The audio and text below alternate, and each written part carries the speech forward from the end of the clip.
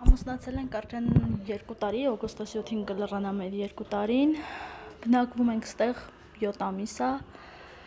ստեղ ծանոթացել ենք ստեղ, հենց հիմնադրամում, ամուսնացանք, գնացինք Վարչով, հետո կատարիների առողջական խնդիրների պատճառով, եկանք պարոն Խաչատրյանին խնդրեցինք, նորից ընդունեց մեզ, հնարավորություն տվեց, որ բնակվենք ստեղ։ Պիտի միշտ մարդ պայքարի, որ այս կյանքում պետք է պայքարել, որպեսզի ամեն ինչին հաղթահարվի։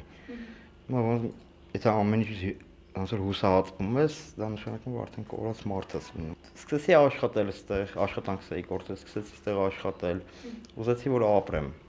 Հիմա ինչ աշխատանք եք կատարում։ Հիմա Մալաթիայում եմ աշխատում։ Բանվորության վրա, բանվորություն եմ անում։ Դուք աշխատում Ոչ, առողջական խնդիրների պատճառով ոչ, բայց մինչև այդ աշխատել եմ։ Ինչ առողջական խնդիրներ ունեք, եթե Շաքարային դիաբետով եւ չարվորակ ուռուցքով։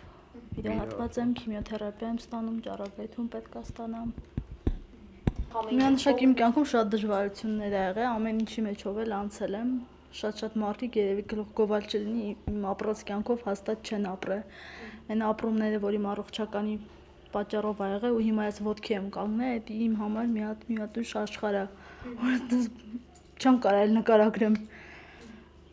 Ապրել ցանկությունը դե պարզ է միանշանակ առավել է ամեն ինչից պայքարում ես, որ ապրես։ բուժումը ծախսատար է, ինչ խնդիրներ։ Ամբողջը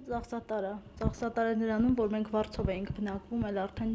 ճար չունեինք ուրիշ։ Պետ պատվեր ես 7 կարգի հաշմանդամ եմ, ամեն ինչը համարյա թե կես գնով է լինում, բայց հիմնականում քիմիայի դեղորայքը մենք դրսից ենք առնում Հայաստանում, ինչ որ հնարավոր է տալիս են, բայց իմը որ շատ բարդ վիճակ է, իսկ ճառագայթումն է նույնպես ֆինանսի հետ կապված է, որ ընդամենը մի անգամ եմ ստացել։